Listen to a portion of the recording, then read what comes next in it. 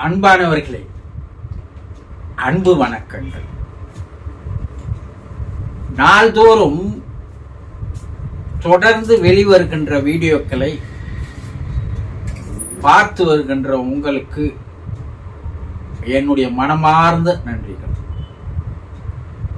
உங்களை மேம்படுத்திக் கொள்வதற்காக, உங்களை உயர்த்திக் கொள்வதற்காக, உங்களை ஒரு உயர்நிலை ஆன்மீகவாதியாக மாற்றிக்கொள்வதற்காக, ஒரு ஆத்ம ஞானியாக மாறுவதற்குண்டான சரியான ஒரு வழிகாட்டுதலை நீங்கள் தெரிந்து கொள்ள வேண்டும் என்றால் முதலில் இந்த சேனலை சப்ஸ்கிரைப் செய்து கொள்ளுங்கள். எனக்கு ஒரு ஊக்கத்தையும் உற்சாகத்தையும் தாருங்கள். இந்த ஆத்ம ஞான சத்சங்கத்தில் உங்களை இணைத்துக் கொண்டால் இந்த பிறவியிலேயே நீங்கள் ஒரு உயர்ந்த நிலைக்கு உங்களால் செல்ல முடியும். ஆகவே தொடர்ந்து என்னோடு பயணம் செய்யுங்கள். இன்று நாம் என்ன பார்க்க போகிறோம் என்றால், உங்களுடைய அன்பானவர்கள் இறந்து போயிருக்கலாம். அவர்கள் ஆவி உலகிலே வாழ்ந்து கொண்டிருக்கிறார்கள். அவர்கள் பூமியில் இருந்து இறந்து ஆவி உலகத்திற்கு செல்லும் போது வேறு ஒரு பரிமாணத்திற்கு அவர்கள் மாறுகிறார்கள். அப்படி அவர்கள் வேறு ஒரு பரிமாணத்திற்கு மாறும்போதுதான்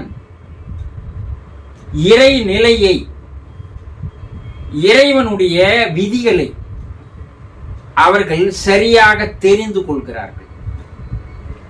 பூமியில் வாழும் பொழுது அதை தெரிந்து கொள்வதற்கு அவர்கள் ஆர்வமோ அக்கறையோ காட்டவில்லை. ஆனால் ஆவி உலகிலே அதை பற்றியெல்லாம் அவர்கள் தெளிவாக தெரிந்து கொள்கிறார்கள். அவர்கள் உங்களிடம் சில எதிர்பார்ப்புகளை எதிர்பார்க்கிறார்கள். உங்களுடைய செயல்களை, குணநலன்களை மாற்றிக்கொள்ள வேண்டும் என்று அவர்கள் ஆசைப்படுகிறார்கள். ஏன் மாத்திக்கணும்? என்ன அவர்கள் என்ன கூறுகிறார்கள் என்றால், பூமியில் நான் வாழும் பொழுது என்னை நான் மாற்றிக்கொள்ளவில்லை, என்னுடைய குணநலன்களை நான் மாற்றிக்கொள்வதில் ஆர்வமோ அக்கறையோ காட்டவில்லை, என்னை நான் ஒரு உயர்ந்த நிலைக்கு, மேம்பட்ட நிலைக்கு உயர்த்திக் கொள்வதற்குண்டான ஆர்வமோ அக்கறையோ எடுத்துக்கொள்ளவில்லை. ஏதோ ஒரு வாழ்க்கையாக, லௌகீக வாழ்க்கையில் அது போன போக்கிலே, மனம் போன போக்கிலே வாழ்ந்து விட்டேன். ஆனால் இங்கு வந்த பிற்பாடுதான் உண்மையிலேயே இறை சக்தி என்ன, இறை நிலை என்ன, இறைவன் என்பது என்ன, அவனுக்கு என்று இருக்கின்ற விதிகள் என்ன என்பதையெல்லாம் தெளிவாக தெரிந்து கொள்ளுகின்ற வாய்ப்பு எனக்கு இங்கேதான் கிடைக்கிறது. ஆனால் அந்த வாய்ப்பு எனக்கு பூமியில் வாழும் பொழுதே கிடைத்திருந்தால் இந்த ஆவி உலகிலேயே நான் உயர்ந்த நிலைக்கு, உயர்ந்த நிலை ஆன்மாவாக என்னால் மாறி இருக்க முடியும். அந்த உயர்ந்த நிலை ஆன்மாக்கள் மற்றவர்களுக்கு வழிகாட்டுபவர்களாக, ஆலோசனை கூறுபவர்களாக, அறிவுரை கூறுபவர்களாக, எங்களுக்கு குருமார்களாக இங்கே அவர்கள் இருக்கிறார்கள். அவர்களிடையே கடவுளுடைய அம்சம் இருப்பதை நாங்கள் பார்க்கிறோம். பூமியிலே எப்படி அவதாரங்கள் இருக்கிறார்களோ அதுபோல இவர்கள் ஆவி உலகிலே உயர்நிலை ஆன்மாக்களாக இருப்பவர்கள். அவர்கள் ஒரு தெய்வ அம்சம் பொருந்திய ஆன்மாக்களாக இருப்பதை நாங்கள் காண்கிறோம். அந்த நிலை என்பது இங்கே மாபெரும் ஒரு பாக்கியம். அவர்கள் பூமியில் வாழும் பொழுதே இறை நியதிகளை, இறைவனுடைய விதிகளை தெரிந்து கொண்டு வாழ்ந்ததால் அவர்கள் அந்த நிலையை அடைந்திருக்கிறார்கள். நாங்கள் தெரிந்து கொள்ளவில்லை. ஆனால் நாங்கள் இப்போது உங்களிடம் எதிர்பார்ப்பது என்னவென்றால், நீங்களாவது மாறுங்கள். தயவு செய்து இறைவனுடைய விதிகளை புரிந்து கொள்ளுங்கள், இறைவனுடைய செயல்களை புரிந்து கொள்ளுங்கள். இதை புரிந்து கொள்வதற்குண்டான வாய்ப்பு உங்களுக்கு பூமியில் தரப்பட்டிருக்கிறது. அது ஒரு பெரிய வரப்பிரசாதம். எல்லா விலங்கினங்கள் போல நீங்கள் வாழ்க்கையை வாழாதீர்கள். மனித நிலையிலிருந்து மாமனித நிலைக்கு உயர்ந்து மகானாக மாறுங்கள். வாழும் பொழுது அது மேல் உலகிலே உங்களுக்கு உயர்ந்த ஒரு நிலையை மிக எளிதாக உங்களுக்கு கிடைப்பதற்குண்டான ஒரு சந்தர்ப்பம், சூழ்நிலை. நாங்கள் உங்களிடம் எதிர்பார்ப்பது அதைத்தான். இறைவனுடைய நேதிகள் என்ன, இறைவனுடைய லீலைகள் என்ன, இறைவனுடைய விதிகள் என்ன என்பதையெல்லாம் தெளிவாக தெரிந்து கொள். அதில் முதலாவது நாங்கள் கூறுகிறோம், அதை பின்பற்றி வாழுங்கள். அதுதான் எங்களுடைய எதிர்பார்ப்பு. என்ன? எல்லோருக்கும் உதவி செய்ய வேண்டும், தான தர்மங்கள் செய்ய வேண்டும் என்று பொதுவாக பூமியில் கூறுகிறார்கள், இல்லையா? ஆனா எல்லோருக்கும் உதவி செய்வது சரியல்ல என்று இறைவனுடைய நேதி கூறுகிறது. ஏன்? அவர்கள் நல்லவர்கள் யார், தீயவர்கள் யார் என்று தெரியாமல் நீங்கள் தீயவர்களுக்கு உதவிகள் செய்து வந்தால், அந்த உதவிகள் அந்த தீயவர்கள் மேலும் மேலும் மேலும் தீமைகளை செய்வதற்கு நீங்கள் அவர்களை ஊக்குவிக்கிறீர்கள், உற்சாகப்படுத்துகிறீர்கள். அவர்கள் செய்கின்ற தீமைகளின் காரணமாக அவர்களுக்கு பாவங்கள் எண்ணிக்கையில் அதிகமாகிக் கொண்டே இருக்கிறது. அவர்களை செய்ய சொல்லி நீங்கள் உதவி செய்வதால் அந்த பாவங்களில் பாதி பாவங்கள் உங்களுக்கும் வந்து சேர்கிறது. தீயவர்களுக்கு உதவி செய்யக்கூடாதா என்றால், இறைவன் தீயவர்களுக்கு உதவி செய்யாதீர்கள்.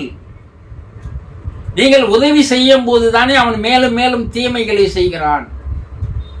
பல உயிரினங்களுக்கு அவன் தீங்கு செய்கிறான். அவனை போய் ஊக்குவிப்பது, உற்சாகப்படுத்துவது எந்த வகையில் நியாயம் என்று இறைவன் கேட்கிறான். அப்போ நல்லவர்கள் யார், தீயவர்கள் யார் என்பதை, நல்ல ஆன்மாக்கள் எது, தீய ஆன்மாக்கள் எது என்பதை முதலில் தெரிந்து கொள்வதற்குண்டான முயற்சியில், பயிற்சியில் நீங்கள் ஈடுபடுங்கள். நல்லவர்கள் யார்? வறுமையிலே இருப்பவன், உணவுக்கு கதி இல்லாதவன், ஒருவேளை உணவு கிடைத்தால் போதும் என்று இருப்பவன், நோயினால் பாதிக்கப்பட்டவன், இப்படி யார் இருக்கிறார்களோ அவர்களுக்கு தேடி சென்று உதவி செய்யுங்கள். எவன் ஒருவன் தான் செய்த பாவங்களுக்காக மன்னிப்பு கேட்கிறானோ, நான் செய்தது பாவம் தான், அந்த பாவத்தினுடைய விளைவுதான் நான் அனுபவித்து வருகிறேன், இந்த பாவம் நான் செய்திருக்க கூடாது, இறைவா என்னை பாவத்திலிருந்து மன்னித்து விடு என்று எவன் கேட்கிறானோ அவன் தன்னை மேம்படுத்திக் கொள்வதற்குண்டான ஆசையில் இருக்கிறான். அவனுக்கு இறைவனும் உதவி செய்வான், நீங்களும் உதவி செய்யுங்கள் என்று கூறுகிறார். தெரிந்தோ தெரியாமலோ நீங்கள் பாவம் செய்கிறீர்கள். இந்த பாவத்திற்கு மன்னிப்பு என்பது இறைவன் ஒருவனால் மட்டுமே தர முடியுமே தவிர வேறு யாரும், மனிதர்களால் வேறு யாராலும் பாவ மன்னிப்பு வழங்கவே முடியாது. நான் பாவ மன்னிப்பு தருகிறேன் என்று சொல்பவனெல்லாம் அதிகமான பாவங்களை செய்திருப்பவனாக தான் இருப்பானே தவிர, அவன் உங்களை விட மோசமான நிலையில் இருப்பவனை இடம் போய் நீங்கள் பாவ மன்னிப்பு கேட்பது என்பது அது இறைவனுடைய விதியில் இல்லை. இறைவன் என்ன சொல்றான்?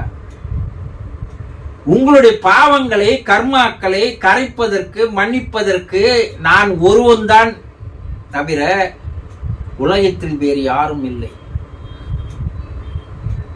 ஆக நீங்கள் செய்த பாவங்களை மன்னிக்கும்படி இறைவனிடம் நேரடியாக நீங்கள் பிரார்த்தனை செய்யலாம். வேறு தவறான வழியில் வேறு மனிதர்களை நாடி சென்று உங்களுடைய பாவங்களை அவர்கள் மன்னித்து விடுவார்கள், அவர்கள் புனிதவான்கள், தூய்மையானவர்கள் என்று, பரிசுத்தமானவர்கள் என்று நினைத்து ஏமாந்து போகாதீர்கள். இது இறை நியதி. இதை நீங்கள் சரியாக புரிந்து கொண்டு உங்களை மாற்றிக்கொள்ளுங்கள் என்று அந்த ஆன்மாக்கள் கூறுகிறது. அடுத்தது என்ன கூறுகிறார்கள் என்றால், எவன் ஒருவன் தனக்குத்தானே உதவி செய்து கொள்கிறானோ அவனுக்கு இறைவன் தானாக வந்து உதவி செய்கிறான் என்று கூறுகிறார்கள். அது எப்படி தனக்குத்தானே உதவி செய்து கொள்ள முடியும் என்று நீங்க கேட்கலாம். யார் ஒருவன் தன்னை மேம்படுத்திக் கொள்ள, உயர்நிலைக்கு போவதற்காக ஆர்வத்தோடு அக்கறையோடு இல்ல, தன்னுடைய மனதை பரிசுத்தமாக்கி கொள்ள, மனம் தூய்மையானதாக மாற்றிக்கொள்வதற்கு எவன் ஒருவன் பல்வேறு வழிகளில் முயற்சி செய்கிறானோ அவன் தனக்குத்தானே உதவி செய்து கொள்பவன் ஆவான். மனசாட்சிப்படி யார் பயந்து வாழ்கிறார்களோ அவன் கூட இறைவனுக்கு அன்புக்கு பாத்திரமானவன் ஆகிறான். மனம் எப்போது தூய்மை அடைகிறதோ, மனம் எப்போது பரிசுத்தமாக மாறுகிறதோ அப்போது இறைவன் அவனுக்குள்ளே இறங்கி அவனை மேல் மேல் மேல் மேலே அவனை அழைத்து செல்வதற்குண்டான வேலைகளை செய்கிறான். மனம் கலங்கமாக இருக்கின்ற வரையில் இறைவனுடைய ஆலய கதவுகள், இதயத்தில் இருக்கின்ற அந்த இதய கதவுகள் திறப்பதே இல்லை. மனம் பரிசுத்தமாக ஆக ஆக உங்களுக்குள்ளே இருக்கின்ற அந்த இருதய கதவு தானாக திறந்து கொள்கிறது. இறைவன் வெளிவந்து உங்களுக்கு அனைத்து விதமான உதவிகளையும், உங்களை மேம்படுத்துவதற்கு உண்டான செயல்களை அவன் பல்வேறு வகையில் அவன் உங்களுக்கு உதவி புரிகிறான். இந்த ரெண்டு விஷயத்தை நீங்க கவனமா வைத்துக்கொண்டு உங்களுடைய வாழ்க்கையை நீங்கள் இன்றையிலிருந்து மாற்றிக்கொள்ளுங்கள். ஆவி உலகில் இருக்கின்ற எங்களோடு தொடர்பு கொண்டு பேசுகின்ற சில திறமையாளர்கள், வல்லுநர்கள் இருக்கிறார்கள். பூமியில் அவர்களுக்கு சில ஆற்றல்கள் இருக்கிறது. அந்த ஆற்றல்களை அவர்கள் பல்வேறு ஆண்டுகள் பயிற்சி முயற்சியின் மூலமாக அதை அவர்கள் பெற்றிருக்கிறார்கள். அவர்களுடைய மனம் தூய்மையாக பரிசுத்தமானதாக எப்போது மாறுகிறதோ அப்போதே இறைவன் எங்களோடு தொடர்பு கொள்வதற்குண்டான ஒரு ஆற்றலை அவர்களுக்கு தந்து விடுகிறான். அப்படி எங்களோடு தொடர்பு கொண்டு பேசுகின்ற அந்த ஆன்மாக்களோடு நீங்கள் தொடர்பு வைத்துக் கொள்வது என்பது மிக மிக மிக நல்லது. அது இறைவன் உங்களுக்கு தந்திருக்கின்ற ஒரு வரப்பிரசாதம். அவர்கள் உங்களை நல்வழிப்படுத்தி, உங்களை மேம்படுத்தி, உங்களை உயர்நிலைக்கு கொண்டு வருகின்ற பணியிலேயே இறைவன் அவர்களை அர்ப்பணித்து இருக்கிறான். நாங்கள் கூறுகின்ற அனைத்தையும் தான் அவர்கள் எடுத்து கூறுகிறார்கள்.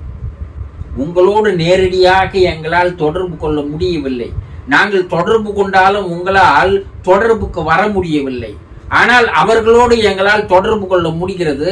அவர்கள் மூலமாக நாங்கள் உங்களுக்கு சில செய்திகளை, சில விஷயங்களை, சில கருத்துக்களை, சில வழிகாட்டுதல்களை, சில அறிவுரைகளை, சில ஆலோசனைகளை கூறுகிறோம். அவர்களுக்கு உதவி செய்யுங்கள். அவர்கள் பணி செம்மையாக நடைபெற அவர்களுக்கு உங்களால் முயன்ற உதவிகளை செய்யுங்கள். அவர்கள் உங்களை மாற்றுவார்கள். உங்களை இப்பூமியை விட்டு நீங்கள் வரும்போது ஆவி உலகிலே உயர்ந்த நிலைக்கு நீங்கள் செல்வதற்கு பூமியிலேயே அவர்கள் வழிகாட்டுகிறார்கள். இதையெல்லாம் கேட்டுக்கொண்டு நீங்கள் மாறி இதையெல்லாம் புரிந்து கொண்டு உங்களுடைய வாழ்க்கையை மாற்றி அமைத்துக் கொண்டு வாழ வேண்டும் என்றுதான் நாங்கள் உங்களுடைய வாழ்க்கையை பற்றி எதிர்பார்க்கிறோம். எங்களுடைய எதிர்பார்ப்புகள் இதுதான். இந்த எதிர்பார்ப்புகளை தயவு செய்து நிறைவேற்றுங்கள். நீங்கள் எங்களுக்கு செய்கின்ற நன்றி கடன், நீங்கள் எங்களுக்கு செய்கின்ற பிரார்த்தனை இதுதானே தவிர வேறு எதுவும் அல்ல.